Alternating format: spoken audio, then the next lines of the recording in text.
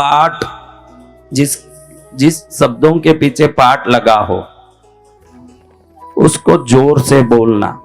कैसे बोलना?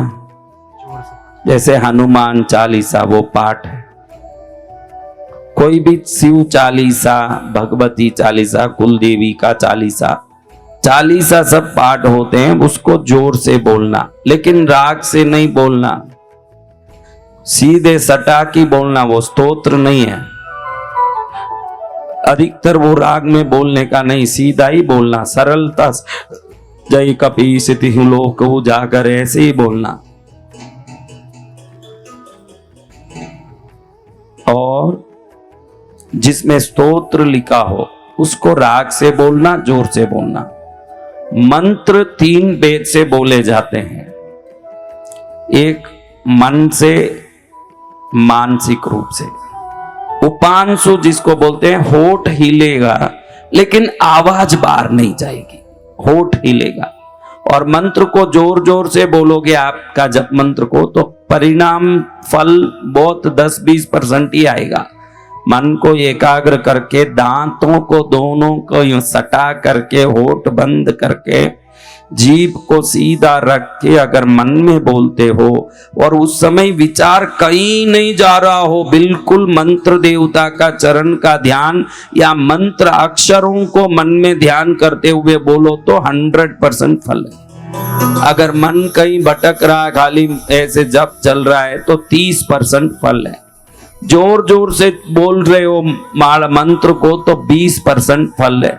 और जोर जोर से भी बोल रहे हो, भटक भी रहा है मन चारों तरफ, तो विपरीत भी हो सकता है ये मंत्र। कई लोग जो जाप करते हैं उनके घर में देखो झगड़ा हो जाता है, परेशानियां आती है, तकलीफ आती है। इसका अर्थ है कि मंत्र को व्यवस्थित नहीं बोल रहे हैं। क्या कर रहे हैं? तो मंत्र बोलते समय प्राणायाम कर लें कम से कम। अगर प्राणायाम को समझ नहीं आ रहा, कोई जप करने के पहले 3 बार श्वास को अच्छे से खींच लें। क्या करें?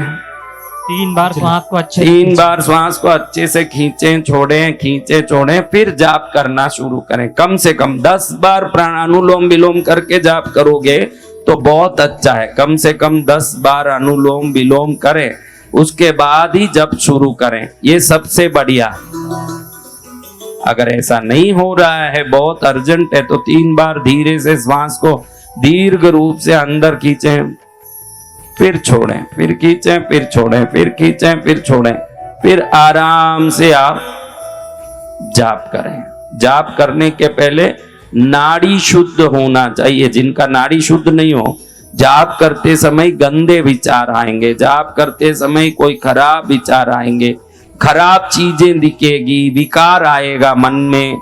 तो शरीर को मजबूत स्थिर करें, नाड़ी को, श्वास को शुद्ध करें, फिर जाप करोगे तो ईश्वर के चरण में, जिनका जाप कर रहे हो उनके चरण का ध्यान करते हुए जाप करना बहुत अच्छा है। मानसिक जाप, उपांशु जाप, वाचिक जाप। वाचिक यानी जोर जोर से बोलना, जय श्री राम, जय श्री राम। होठ हिले लेकिन आवाज नहीं आए, ये उपांशु जाप।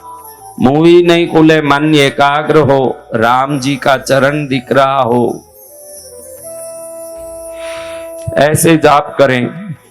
ये मानसिक जाप। मानसिक जाप एकाग्रता के साथ करो तो कुछ जाप में ही सिद्धि आ जाती है। उपांशु जाप में सिद्धि विलंब से आती है। वाचिक जाप में कभी सिद्धि, जोर जोर से जो चिल्लाते हैं उनके पास कोई विशेष सिद्धि देखने में नहीं आती। कोई पूर्व जन्म का पुण्य हो, न कुछ सिद्धियां हो जाए मंत्र का, वो अलग बात, लेकिन आवाज करके बोले उनको जल्दी सिद्धि नहीं मिलती।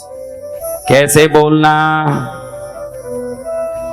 लेकिन मन टिकना ना मानसिक रूप में। ऐसे आंख बंद करते ही बेटी याद आवे, बेटा याद आवे, धंधा याद आवे, पति या भगवान तो कहां दूर दूर तक आते दिख रहे हैं। संसार के सभी चक्र घूम रहे हैं। कैसे होगा? अभी कितने लोगों ने बोला हम नियमित पाठ करते हैं, जाप करते हैं? कितने लोग नियमित जाप